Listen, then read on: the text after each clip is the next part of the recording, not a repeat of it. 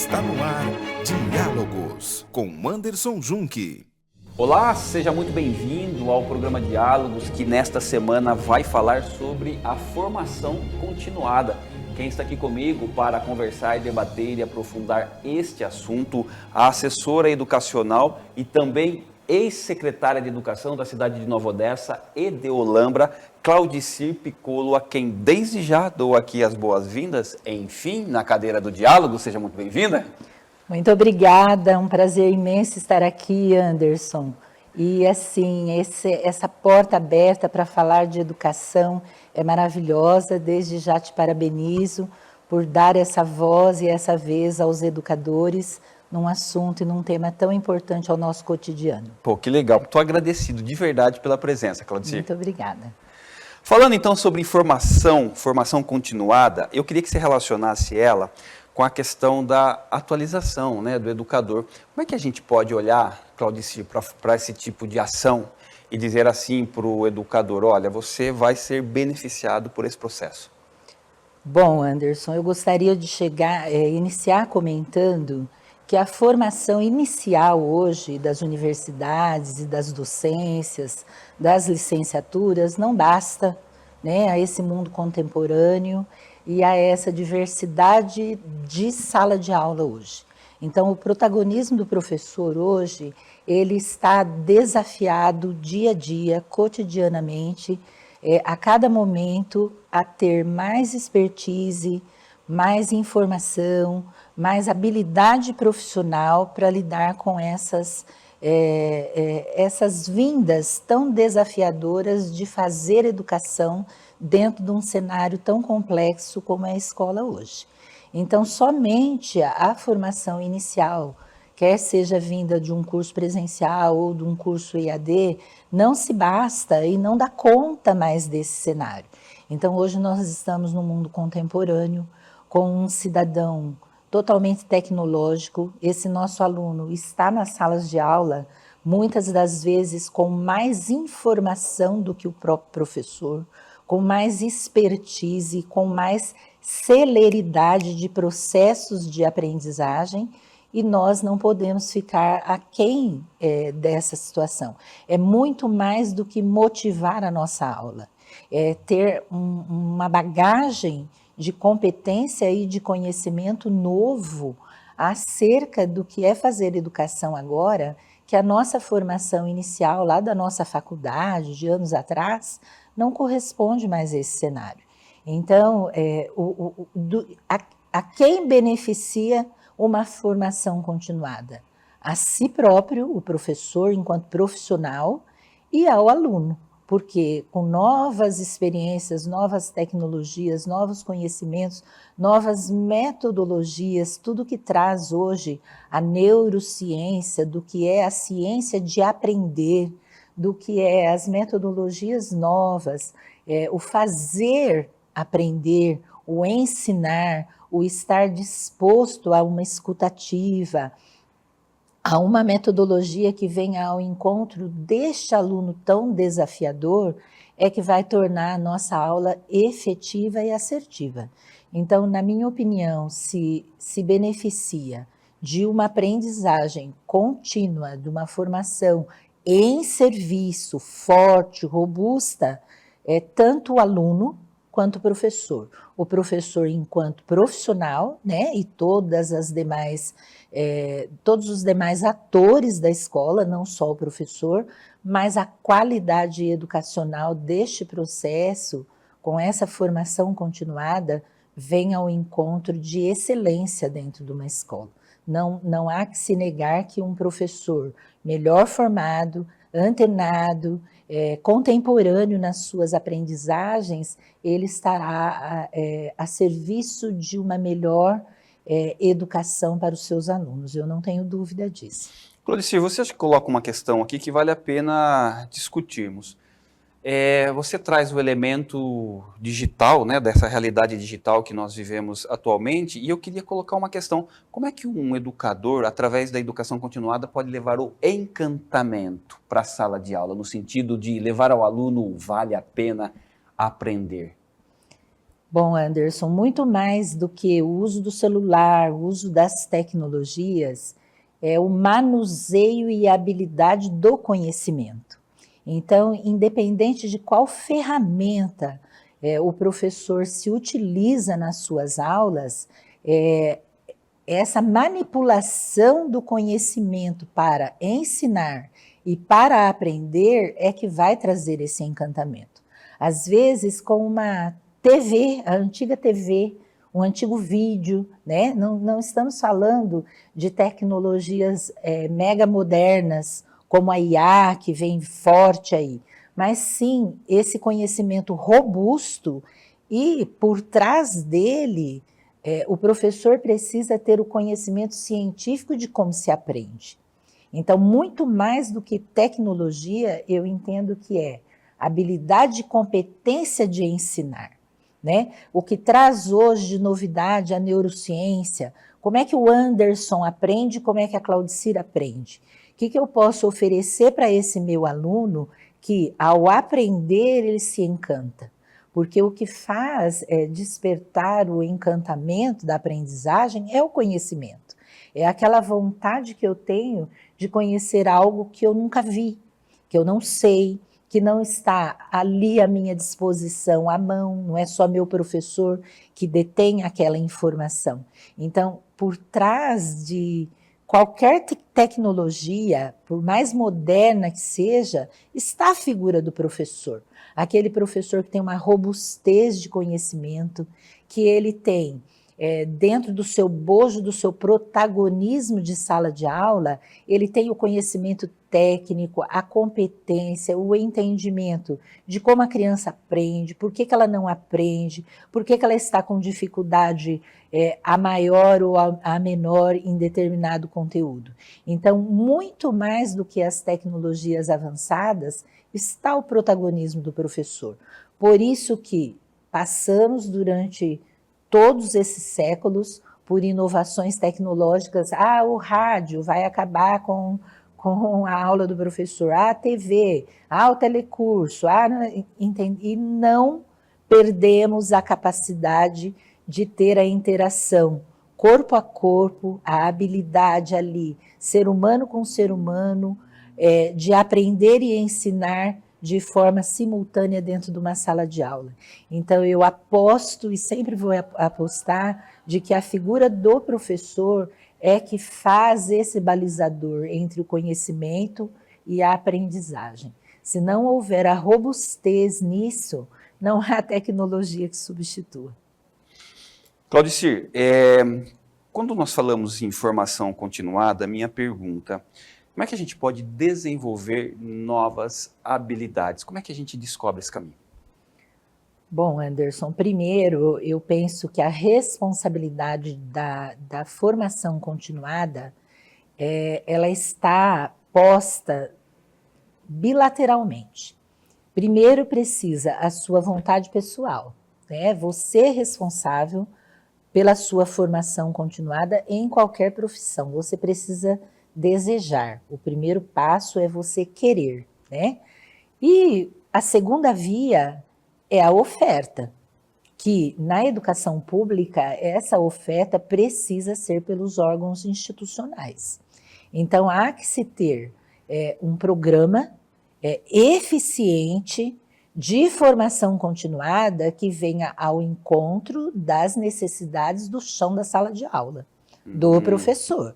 Então, esse interesse do profissional, é certo que ele vai morrer quando o assunto trazido, o tema trazido para essa formação continuada não tiver relação nenhuma com o seu cotidiano, não der respostas para os desafios que ele enfrenta com um aluno que não aprende, com a educação especial, com a inclusão, com a diversidade, com as questões ambientais, com a tecnologia, que hoje é um enfrentamento com jovens e adolescentes.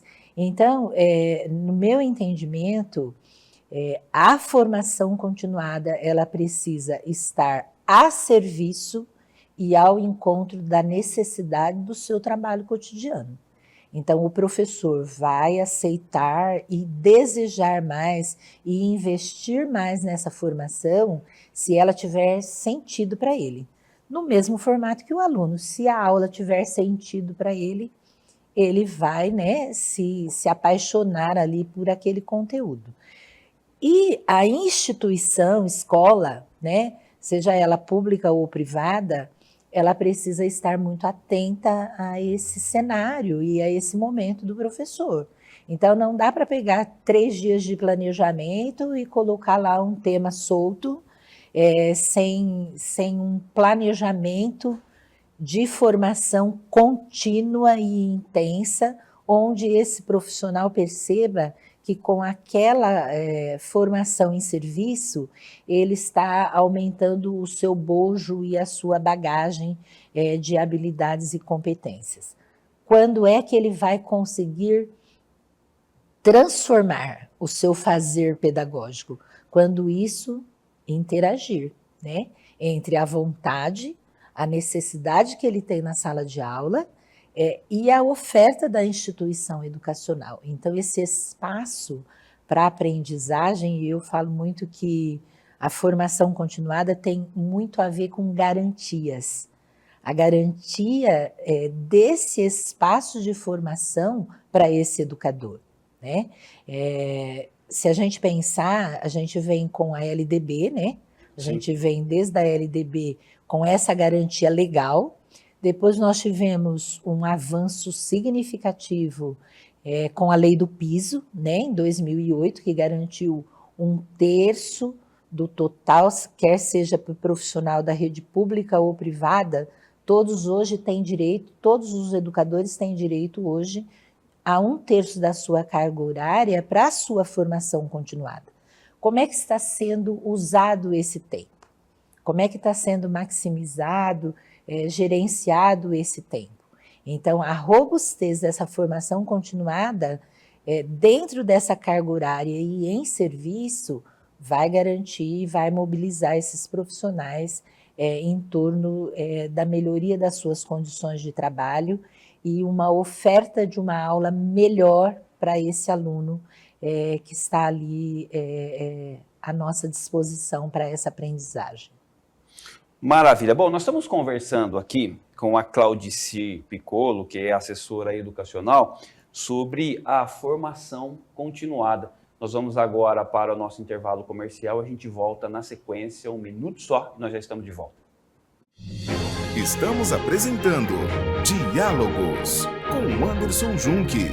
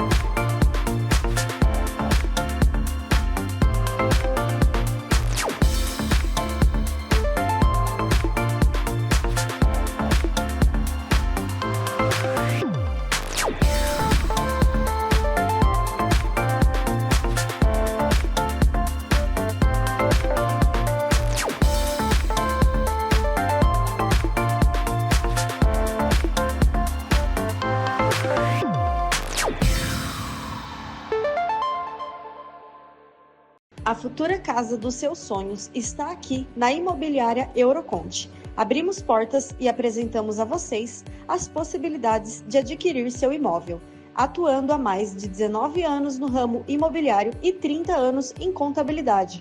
Oferecemos serviços como compra e venda de imóveis, terreno e construção, lançamentos de empreendimentos e serviços contábeis gerais, como RH, financeiro e fiscal. Nós ajudamos você a conquistar o imóvel dos seus sonhos. Sua obra coberta de qualidade e fechada com a segurança. Há 40 anos, o Grupo Costa fornece soluções completas para coberturas e fechamentos na construção. Telhas metálicas, de fibra de vidro e as telhas sanduíche, que vem sendo usada cada vez mais nas coberturas. Se você está construindo ou reformando, vale a pena conferir a melhor opção de cobertura do mercado. Solicite um orçamento ou venha nos visitar. Estamos aqui pertinho, em Limeira. Grupo Costa. há 40 anos presente nos melhores projetos.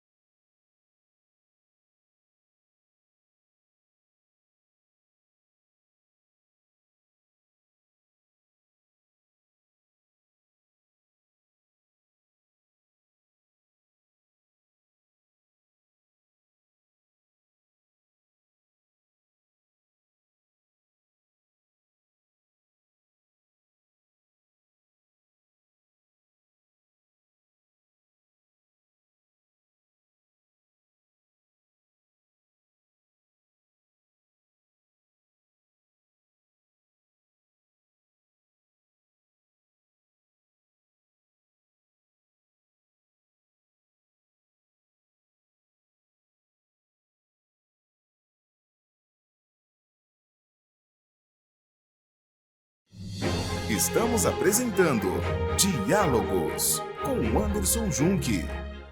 Estamos de volta aqui com o programa Diálogos, que nesta semana fala sobre formação continuada. Quem está aqui comigo conversando, debatendo e aprofundando este assunto, a assessora educacional Claudecir Piccolo. Claudecir, eu queria falar um pouquinho sobre a formação continuada para a equipe educacional, que são a equipe educacional de forma geral, mas eu quero centrar essa fala agora nos não educadores, nos não professores, perdão, porque todos são educadores, né? Como é que a gente pode compreender os efeitos da formação continuada para esses profissionais? Bom, Anderson, essa pontuação sua é importantíssima, né? Eu parto de um princípio de que a escola é uma comunidade aprendente, né? Todos ali educam, todos ali interferem nos hábitos, costumes, valores, ética de alunos e dos próprios adultos, né? Então, ali, as relações de aprendizagem, elas começam desde a tia do portão, vamos dizer assim. Então, aquele que recebe com um bom dia e o bom dia, né? Então, desde este servidor que está lá no portão, acolhendo essa criança, esse adolescente, ele também deve estar no bojo da formação continuada. Porque, veja bem, como difere a prática escolar se dentro da sala de aula o professor Anderson estiver com uma postura de ética, de trabalho, de comprometimento, e lá fora nós tivermos um servidor que não está no mesmo compasso daquela escola. E esse servidor é o que precisa mais ser olhado, com muito carinho, com muita empatia, porque ele já vem de uma formação inicial diferente da do professor, né? Ele, talvez por fazer um trabalho diferente, por fazer um trabalho mais braçal, um trabalho mais corpo a corpo com o aluno, talvez ele não esteja pensando nessa situação. Então, quem é que faz com que este servidor venha para dentro do grupo de pessoas aprendentes da escola para oferecer ali uma educação de qualidade desde as relações que ocorrem no intervalo da escola, quanto na hora da alimentação. Olha a diferença de uma pessoa que oferece uma alimentação escolar com um conhecimento da importância da educação alimentar e aquele que só serve alguma coisa para alguém comer e matar a fome. Então, todos os profissionais da escola precisam estar envolvidos nessa aprendizagem e nessa formação continuada. E essa responsabilidade é do gestor. O gestor dessa escola, quer seja ele coordenador, vice-diretor, diretor, ele tem que estar muito atento a essa escuta desses profissionais que não estão na sala dos professores, né? Que estão no externo da escola, ali circulando, e que às vezes tem até mais interação com aquele aluno que aquele professor não conseguiu se achegar, vamos dizer assim, e que pode contribuir sobremaneira para que esse aluno tenha um ambiente acolhedor ali de aprendizagem. Eu gosto muito de dizer assim, que todos na escola se ensinam e todos na escola aprendem. né? Rubem Alves dizia muito assim, que aquele que parou de aprender não tem mais condições de ensinar, né? Ele não consegue estar ali naquele momento em que as pessoas que o circulam, que estão ali no seu convívio, tirem proveito das aprendizagens que podem ser oferecidas naquele ambiente. Então, assim, isso que você colocou, às vezes é muito delegado ao esquecimento. Então, os momentos de planejamento, de replanejamento, de reunião de pais, de semana de educação, de fóruns, de workshops nas escolas precisam incluir as tias da merenda, precisam incluir as pessoas que acolhem os alunos, precisam incluir o pessoal da faxina, o pessoal da secretaria. Veja bem, hoje uma escola, vamos sair um pouquinho do contexto da escola pública e vamos entrar num contexto de uma escola privada. Hoje, facilmente um mantenedor pede um novo cliente, um novo aluno, dependendo de como é recebida uma ligação na escola particular de como a escola funciona, qual é o seu custo, o que ela oferece.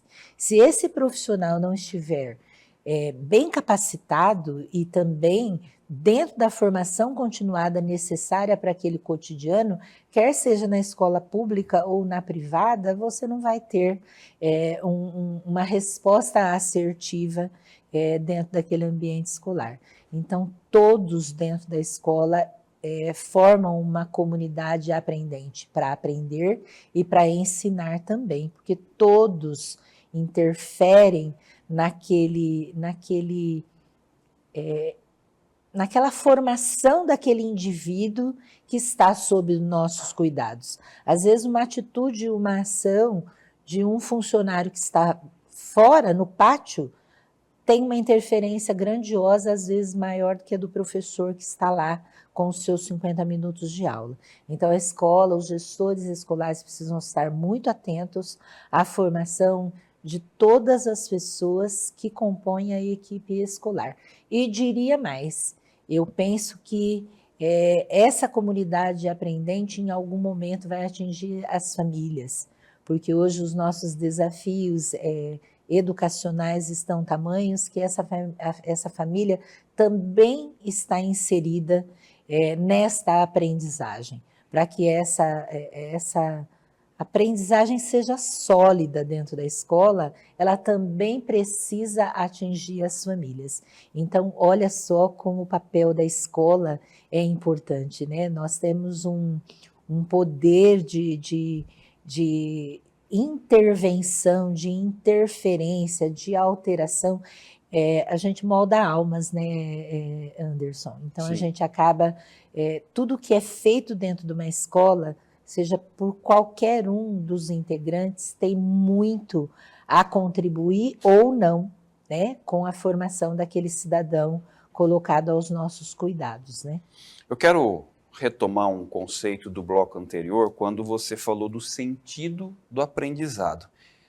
Minha questão, como é que a formação continuada de um profissional da educação pode contribuir para que o aluno encontre sentido naquilo que ele está aprendendo, no sentido de olhar para aquilo e responder quando é que eu vou utilizar isso e encontrar motivos, né, para aprender, porque sabe que em algum momento da vida vai realmente utilizar daquele conteúdo teórico que será transformado em conhecimento prático. Eu penso, Anderson, que todos os conteúdos oferecidos na escola, eles precisam trazer ganchos e puxar ganchos de sentido e entendimento para o aluno, porque senão é mais um conteúdo, vira uma escola conteudista. O professor, muito antes da sua aula, no seu planejamento, né, na sua própria aprendizagem sobre o conteúdo que ele vai oferecer, ele primeiro tem que ter esse conhecimento de quando e onde aquilo e aquela exposição que ele vai fazer para o aluno vai ter significado e importância na vida dele, porque senão ele já está fadado ao fracasso. Se ele oferecer um conteúdo onde ele não consiga puxar um gancho para a vida daquele menino, para a vida daquele estudante, para aquele momento que ele vive, para aquela sociedade em que ele está, é um conteúdo aleatório que não vai ter significado. Então, quando você diz assim, como trazer isso, é planejamento, é estudo e é muito anterior à aula. Ele não vai conseguir pegar um conteúdo de história do Brasil e trazer para esse momento deste aluno interconectado como simplesmente uma informação. Se ele não conseguir fazer ganchos para que esse aluno traga este conteúdo da história do Brasil para a realidade que ele vive hoje, quer seja pelo impacto positivo, pelo impacto negativo, da economia, do lugar que ele vive, da cidade que ele está, do teu bairro, ele não vai conseguir esse encantamento e nem esse vínculo. Aí vira apenas uma informação. Para mim, a diferença da informação e do conhecimento é exatamente essa. O conhecimento é quando você transcende a informação e isso passa a fazer sentido na vida de quem aprende, de quem ensina. Então, o professor precisa estar muito preparado para isso. Então, hoje nós precisamos ter uma formação continuada robusta para que o professor saia do conteudismo e consiga aproximar das novas competências, das novas habilidades e, a partir delas, dar significado ao conhecimento para os nossos alunos. Nós falamos muito aqui sobre a formação continuada na perspectiva da comunidade educativa. Vamos Sim. olhar agora para o profissional, né?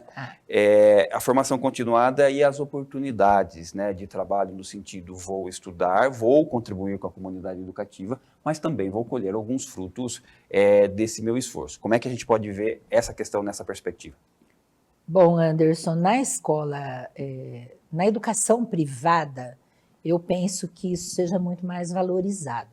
Hoje você tem uma pós-graduação, um mestrado, um doutorado e a sua concorrência com outro profissional em todos os sentidos de valorização profissional e valorização financeira também, maiores salários, vamos dizer assim, dentro da iniciativa privada, está diretamente ligada ao seu currículo, vamos dizer assim, sim, ao seu Lattes, né, a sua formação e a bagagem que você tem ali, o quanto você investiu na sua formação. Na escola pública, nós ainda temos desafios pela frente, né? Vamos pegar aqui as grandes redes municipais da região metropolitana de Campinas, né? Onde eu atuei, e mesmo o governo do estado de São Paulo, são pequenas ainda as iniciativas de valorização profissional. Um professor hoje que tem mestrado, é muito pouco significativo a evolução funcional e financeira dentro de uma escola pública. Ele vai talvez ter uma visibilidade, um reconhecimento maior se ele estiver dentro de uma universidade. Mas se ele gostar, e é óbvio que a gente almeja isso, que esse profissional melhor formado esteja dentro da educação básica, no ensino médio, né, atuando nessa massa educacional que a gente precisa tanto, ele já não vai ter tantas vantagens financeiras e mesmo a sua valorização profissional vai se perder ali naquele grupo. Não sei se você compreende dessa maneira. Então, eu vejo assim que hoje ainda é necessário, dentro de todo esse discurso de todos pela educação, de valorização desse profissional, ainda prover mais ações e mais iniciativas de melhoria salariais e de condições de trabalho para que esse profissional permaneça na escola, dentro da escola pública e dentro da educação básica.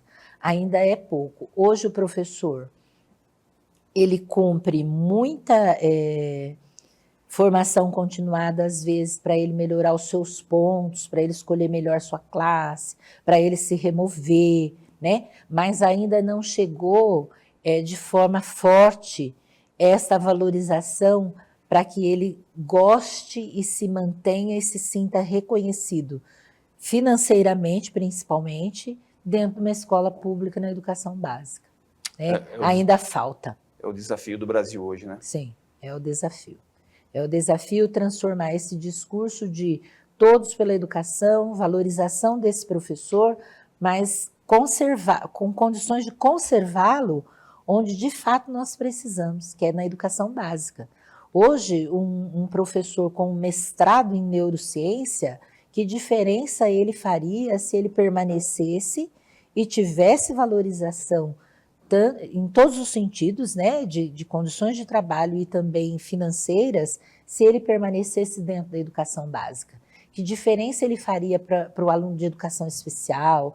Que diferença ele faria frente aos desafios da adolescência, da escutativa, né? Ele tem no bojo da sua formação, né, dos conteúdos que ele pôde instigar, desenvolver, quantas contribuições ele teria se ele pudesse, se valesse a pena ele permanecer na educação básica.